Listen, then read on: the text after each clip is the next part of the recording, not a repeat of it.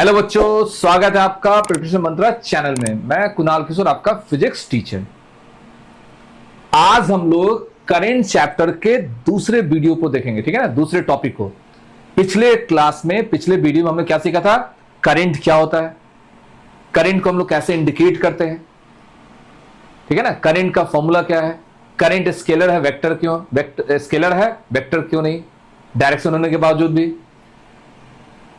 Current को major करने का इंस्ट्रूमेंट क्या होता है, different component of electrical circuit, ठीक है ना। यहां तक हम लोग देखे थे। आज का टॉपिक है ओम्स लॉ, बहुत इंपॉर्टेंट टॉपिक है। ओम्स लॉ क्या होता है? बहुत सारा साइंटिस्ट है, जैसे कुलम्स लॉ, चार्ज के बीच में जो फोर्स ऑफ अट्रैक्शन रिपल्सन होता है उसको बताया गया, ठीक है ना। कुलम्स ने क्या बताया? दो चार्ज के बीच में अट्रैक्टिव फोर्स, रिपल्सिव फोर्स, उसके कॉन्सेप्ट को सिखाया। ओम्स साइंटिस्ट क्या बताया? करंट और वोल्टेज के कॉन्सेप्ट को बताया। सबसे पहले करंट के कॉन्सेप्ट में क्या रिलेशन दिया वो समझिए। जैसे मान लीजिए मेरे पास यहां पर एक वायर है, तो यहां वायर का मतलब देखो, इसको हम क्या बताए थे? रजिस्टर। एक रजिस्टर, रजिस्टर का मतलब एक्सटर्नल डिवाइस। अब इसमें करंट का फ्लो है, फ्लो कर रहा है। इस पॉइंट को हम नाम देते हैं ए और इस पॉइंट को हम नाम देते हैं बी, ठीक है ना। ए पॉइंट के वोल्टेज को हम इंडिकेट कर रहे हैं वी ए से और बी पॉइंट के वोल्टेज को हम इंडिकेट कर रहे हैं वी बी से। ए पॉइंट का वोल्टेज है वी ए और बी पॉइंट का वोल्टेज है वी बी। यहां पर दिया हुआ है कि ए पॉइंट का वोल्टेज जो है वो बी से ज्यादा है। वोल्टेज का मतलब potential, the potential of A is greater than B. जैसे ही पोटेंशियल बड़ा होगा, चार्ज का फ्लो करना स्टार्ट होगा, करंट का फ्लो करना स्टार्ट होगा, दैट इज करंट फ्लो होगा। When there is potential difference between the end of conducting wire, then the charge will flow. अगर करंट जो है फ्लो कराना है तो आपको वोल्टेज में डिफरेंस क्रिएट करना होगा। अगर वोल्टेज में डिफरेंस नहीं होगा, करंट का फ्लो होगा ही नहीं। इसलिए करंट के फ्लो करने के लिए क्या चाहिए? वोल्टेज का डिफरेंस, ठीक है। ये वी और ये क्या है? वी बी है। ओम्स लॉ क्या बताया? इसमें करंट का फ्लो जो है वो डिपेंड किस पर कर रहा है? वोल्टेज पर। जितना ज्यादा वोल्टेज उतना ज्यादा करंट, जितना ज्यादा हाइट होगा वाटर के लेवल में उतना ज्यादा स्पीड से वाटर मूव करेगा, जितना ज्यादा टेम्परेचर का डिफरेंस होगा उतना ज्यादा अमाउंट ऑफ हीट लेवल होगा। इसलिए वोल्टेज का डिफरेंस ही बताता है करंट कितना फ्लो करेगा। तो ओम्स ने एक लॉ दिया और ये सारा जो कंडीशन होता है वो एक्सटर्नल कंडीशन को कांस्टेंट मानकर, जो भी हम लोग डेरिवेशन करते हैं ना लैब में, जो हम लोग लेबोरेटरी लेवल पर हम लोग करते हैं, उसको कांस्टेंट मानकर। क्या इसमें कांस्टेंट मानना है? At constant temperature and pressure current is directly proportional to potential difference between the end of conducting wire. Repeat, at constant temperature and pressure, current is directly proportional to potential difference between the end of the wire. तभी आप इस wire में current के direction को दिखा सकते हैं। Voltage का डिफरेंस ही बताता है करंट का फ्लो होगा या नहीं होगा। मतलब आप इसको ऐसे भी लिख सकते हैं, simply V A minus V B को वी मानते हैं, दैट इज आई जो होगा वो प्रोपोर्शनल क्या होगा? वी के।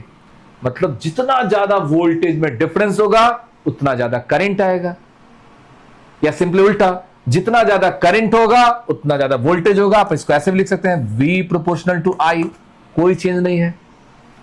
I प्रोपोर्शनल टू V का मतलब क्या हो गया? फिर से वोल्टेज बता रहा है करंट कितना होगा। मतलब वोल्टेज को बढ़ाओ करंट बढ़ेगा, इसका मतलब करंट को बढ़ाएंगे तो वोल्टेज बढ़ेगा। That is I proportional to V। यहां पर क्या हो गया? V प्रोपोर्शनल टू I, ये भी लिख सकते हैं। अब यहां पर इस साइन को हटाने पर, प्रोपोर्शनल का साइन जब हटता है तो एक कांस्टेंट आता है, ठीक है ना। और वो कांस्टेंट क्या है? इस वायर का नेचर, इस कंडक्टर का नेचर, ठीक है ना। इस कांस्टेंट को क्या बोलेंगे? कंडक्टर का नेचर। जैसे आपको कैपेसिटर बताया था ना, Q बराबर C इंटू V, कैपेसिटर के केस में आप लोग पढ़ चुके थे ना, Q इक्वल टू CV, मतलब वहां जो चार्ज पर डिपेंड करता है वोल्टेज, उसी तरह यहां पर वोल्टेज और करंट के बाद एक कांस्टेंट आएगा, उस कांस्टेंट को हम क्या बोलेंगे, रेजिस्टेंस R। ये R क्या है, एक कांस्टेंट है, ठीक है ना, ये R क्या हो गया, कांस्टेंट। मतलब ओम्स लॉ का फॉर्मूला क्या हो गया, V equal to I into R। I is the current, V is the voltage, R क्या है, रेजिस्टेंस। नाम में देखो डिफरेंस छुपा हुआ है, रेजिस्टेंस। रेजिस्टेंस क्या है, इस वायर का एक ऐसा प्रॉपर्टी जो करंट के फ्लो को रोकता है, चार्ज के फ्लो को अपोज करे। Resistance is the property of wire which oppose the flow of charge और इलेक्ट्रिक करंट। बोलोगे रोकना क्या क्यों है, क्यों रोकना है इसको, चार्ज फ्लो करने देता है। जैसे इसके पास करंट पहुंचता है, इलेक्ट्रॉन पहुंचा, तो वो इलेक्ट्रॉन के पास एनर्जी होता है और उस एनर्जी को वो डिवाइस एब्जॉर्ब करके अपने काम को करता है। जैसे फैन एब्जॉर्ब करेगा, फैन चलेगा, एसी एब्जॉर्ब करेगा, एसी हम लोग को ठंडक देगा, ठीक है ना। इंस्ट्रूमेंट जैसे बल्ब एब्जॉर्ब किया तो बल्ब हमको लाइट दिया। तो वो एब्जॉर्प्शन जो है वो जितना समय के लिए इसके पास रुकेगा उतना एनर्जी ज्यादा खर्च होगा। इसलिए देखिएगा हैवी अप्लायंस में रेजिस्टेंस हाई होता है, ठीक है ना। एसी फ्रिज को चलाने के लिए हमको क्या करना पड़ेगा, ज्यादा अमाउंट ऑफ चार्ज फ्लो कराना पड़ेगा क्योंकि उसको ज्यादा एनर्जी चाहिए। एक हो गया इलेक्ट्रॉन धीरे, जैसे मान लो एक आदमी धीरे धीरे जा रहा है, उसके पास कोई एनर्जी नहीं, हाई स्पीड से वाटर का फ्लो कराएंगे, उसके पास एनर्जी बढ़ेगा। उसी तरह आर क्या है, एक कांस्टेंट है। ये कांस्टेंट हम लोग को क्या बताता है, nature of the wire. R is resistance of the wire which oppose the flow of charge और करंट, ठीक है ना। मतलब हम लोग को फॉर्मूला क्या निकला, हम लोग को फॉर्मूला निकला V equal to I into R, ठीक है ना। तो R का फॉर्मूला क्या आ गया, V बाई I। मतलब R भी एक फिजिकल क्वांटिटी है, V मतलब वोल्टेज, पोटेंशियल डिफरेंस, I का मतलब करंट, R का मतलब क्या हो गया, कांस्टेंट। और इस कांस्टेंट को हम लोग क्या बोलते हैं, रेजिस्टेंस। क्या है कांस्टेंट, रेजिस्टेंस। रेजिस्टेंस क्या है, वायर का एक ऐसा प्रॉपर्टी, रेजिस्टेंस जो है वायर का एक ऐसा प्रॉपर्टी जो करंट के फ्लो को रोकता है, ठीक है ना। हर सब्सटेंस का रेजिस्टेंस दिया रहेगा, किसका रेजिस्टेंस हाई होता है, किसका रेजिस्टेंस लो होता है। आर का यूनिट आपको याद रखिए, SI unit of R is volt per ampere, और शॉर्ट में इसको क्या बोलते हैं, ओम, ठीक है ना। याद रखना है कि रेजिस्टेंस का ऐसा यूनिट क्या है, ओम। तो इलेक्ट्रिक करंट में दूसरा फॉर्मूला हो गया। फर्स्ट फॉर्मूला क्या था, I बराबर Q बाई टी, और सेकंड क्या निकला, V equal to I into R। V is the voltage, I is the current, R is the resistance, ठीक है ना। अब रेजिस्टेंस भी बहुत सारा फैक्टर पर डिपेंड करता है। रेजिस्टेंस जो है वो बहुत सारा फैक्टर पर डिपेंड करेगा। मतलब फैक्टर मतलब रेजिस्टेंस का पहला factor depends on resistance, factor depends for resistance, ठीक है ना। फैक्टर डिपेंड्स फॉर रेजिस्टेंस, मतलब resistance of the wire is depend upon some factor. मतलब वायर का जो रेजिस्टेंस है वो किस किस फैक्टर डिपेंड करता है, वो हम लोग देखेंगे। सबसे पहला जो फैक्टर है वो होता है length of the wire. First factor resistance के लिए क्या है, लेंथ। मतलब वायर का जितना ज्यादा लेंथ होगा उतना करंट को पहुंचने में टाइम लगेगा, इसका मतलब रेजिस्टेंस बढ़ेगा। फिर से सुनिए, वायर जितना लंबा होगा, मान लो जितना लंबाई बढ़ाएंगे तो पानी का फ्लो करने में टाइम लगेगा, चार्ज के फ्लो करने में टाइम लगेगा। तो लेंथ के बढ़ने के कारण रेजिस्टेंस क्या होता है, इंक्रीज होता है। That is resistance of the wire is directly proportional to length of the wire. फिर से, लेंथ आप जितना इंक्रीज कीजिएगा, लेंथ आप जितना बढ़ाते हैं, रेजिस्टेंस उतना ही क्या होता है, बढ़ेगा। क्योंकि लेंथ बढ़ने का मतलब वायर में जो चार्ज है उसको फ्लो करने में टाइम लगेगा, और ज्यादा टाइम का मतलब ऑब्स्ट्रक्शन, रुकावट, resistance. That is R is proportional to L, that is directly proportional to length. Second factor क्या होता है? Area of cross section. Area of cross section क्या फैक्टर है? Area of cross section. देखो, area of cross section word का मतलब क्या हो गया?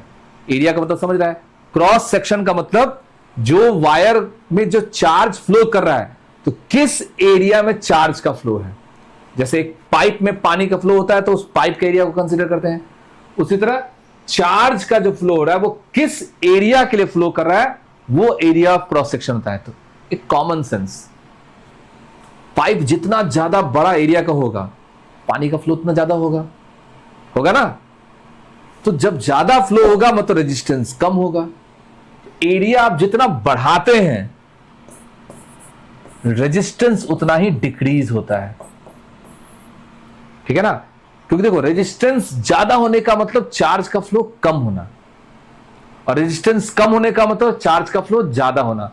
देखो, एल के केस में क्या था? लेंथ बढ़ाने पर चार्ज को टाइम लग रहा है पहुंचने के लिए, मतलब फ्लो कम है तो रेजिस्टेंस हाई है। एल बढ़ाएंगे तो रेजिस्टेंस बढ़ेगा। एरिया जितना बढ़ाएंगे तो चार्ज का फ्लो फ्रीली होगा, मतलब चार्ज जल्दी फ्लो करेगा तो रेजिस्टेंस डाउन होगा। इसका मतलब एरिया को बढ़ाते हैं, रेजिस्टेंस डिक्रीज करता है।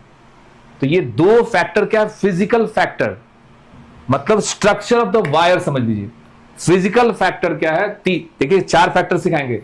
पहला 2 फैक्टर क्या हो गया? उस वायर के स्ट्रक्चर, दैट इज आपसे पूछेगा on which factor resistance of the wire is depend? The first one length, second one area. Resistance of the wire is directly proportional to the length and inversely proportional to area of cross section. अब इस दोनों को अगर हम लोग combine कर दें, ठीक है ना, from first and second,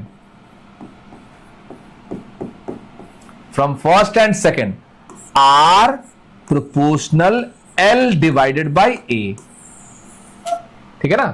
R proportional L by A है। अब आप सोचिए, जैसे मान लो तुम्हारे पास 2 वायर है, सेम लेंथ का कॉपर है और सेम लेंथ का एल्युमिनियम है। सेम एरिया कॉपर का है, सेम एरिया एल्युमिनियम का है, तो क्या दोनों का रेजिस्टेंस सेम होगा? नो। क्यों? क्योंकि एक कॉपर है तो दूसरा एल्युमिनियम है, तो नेचर भी डिपेंड करता है, ठीक है ना। एक तीसरा फैक्टर क्या हो गया? नेचर। तो जब ये साइन हटाएंगे तो आपके पास जो कांस्टेंट आएगा उस कांस्टेंट को ही बोलते हैं नेचर ऑफ द वायर। इसको डिनोट करते हैं रो से, ठीक है ना। क्या डिनोट करते हैं? किस सिंबल से? रो। और इस रो का नाम क्या है? रेजिस्टिविटी। रेजिस्टिविटी ऑफ सब्सटेंस या वायर। रो क्या है? रेजिस्टिविटी। तो देखो, तो 3 नाम है, ध्यान सुनिएगा।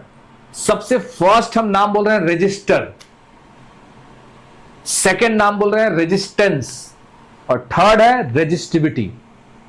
3 डिफरेंट वर्ड हो गया ना, रेजिस्टर, रेजिस्टेंस, रेजिस्टिविटी। अब तीनों का मतलब समझो। रेजिस्टर का मतलब सिंपली वो डिवाइस, ये वायर, जैसे कंडक्टर होता है ना, उसी तरह register is a wire. Register is a external load, fan is register, bulb is register, TV, fridge, जो भी इलेक्ट्रॉनिक डिवाइस है वो सारा रजिस्टर है। Register is the wire, hard मतलब जो समझ लो जिसमें करंट फ्लो कर रहा है। Resistance is the property of that wire which oppose the flow of charge. Resistance क्या है? वायर का जो प्रॉपर्टी है जो चार्ज के फ्लो को रोकता है। और रेजिस्टिविटी जो है, resistivity produce the property of resistance, that is resistivity explain the nature of the wire, मतलब वायर किससे बना है, ठीक है ना। जैसे मान लो कॉपर का और सिल्वर का, तो कॉपर का रेजिस्टिविटी अलग होगा क्योंकि उसका रेजिस्टेंस अलग होगा, सिल्वर का अलग होगा क्योंकि उसका रेजिस्टेंस अलग होगा। प्लास्टिक का तार हम प्लास्टिक बना सकते हैं तो उसका भी अलग होगा। तो रेजिस्टिविटी क्या है? मटेरियल का नेचर। तो यहां पर आपने 3 टर्म सीखा। आर का मतलब resistance, nature of the wire which oppose the flow of charge, that is current. Rho is the resistivity of wire, that is material, which explain the nature of resistance. और रो का value जो होगा वो constant होगा, जो कि हर substance का अलग होता है। सबसे बेस्ट वायर जानते क्या है? सिल्वर, जिसका रेजिस्टिविटी सबसे कम होता है, इसलिए सिल्वर में करंट सबसे आसानी से फ्लो करता है। ड्यू टू कॉस्ट सिल्वर का हम लोग यूज नहीं करेंगे। तो सेकंड नंबर पर कौन आता है? कॉपर। देखते हैं तांबा का तार हम लोग यूज करते हैं, कॉपर का। उसके बाद आपको एल्यूमिनियम का। ये नहीं कि आयरन का तार से करंट फ्लो नहीं करता है, फ्लो करने का मतलब करेगा, लेकिन हाई रेजिस्टेंस के कारण उसका एनर्जी का लॉस हो जाएगा, हीट होगा, बहुत सारा। यहां पर मेटल ही नहीं होगा, इवन आपको सेमीकंडक्टर के बारे में आगे पढ़ेंगे हम लोग, ठीक है ना। ग्रेफाइट एक ऐसा सब्सटेंस है जो इंसुलेटर होने के बावजूद भी उसमें करंट फ्लो करता है, ठीक है ना। मतलब वो कंडक्टर नहीं है, नॉन मेटल है, तब भी उसमें करंट का फ्लो होता है। तो धीरे धीरे हम लोग आगे टॉपिक पढ़ते जाएंगे। तो यहां पर सिंपली क्या है, R इक्वल टू क्या निकला? Rho into L by A. तो यहां देखिए तो एकदम ध्यान से, R का हमने फॉर्मूला क्या सीखा? Rho L divided by A, cross multiplication. तो रो इक्वल टू क्या हो गया? R A बाई एल, ठीक है ना। अब यूनिट देखो तो, R का यूनिट क्या है? ओम। A का यूनिट क्या है? Metre square.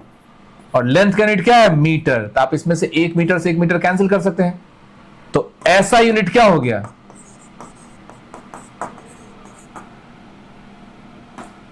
Row is ohm metre.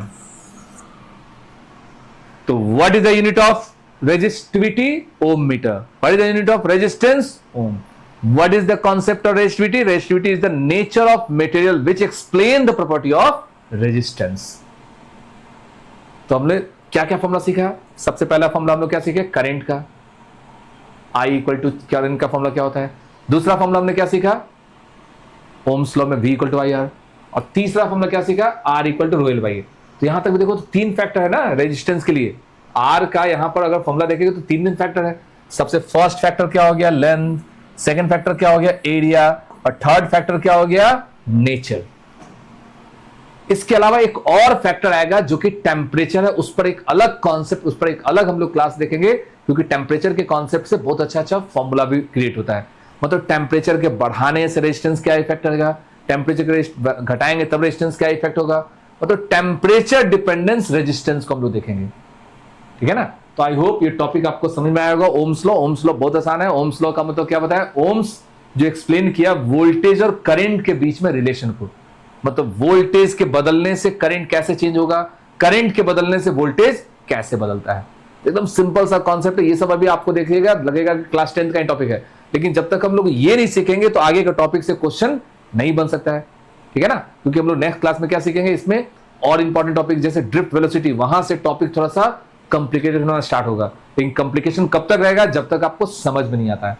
अगर आप टॉपिक को अच्छे से समझ में आइएगा तो टॉपिक में कोई भी हार्ड होगा ही नहीं, सारा टॉपिक आसान होगा, ठीक है ना।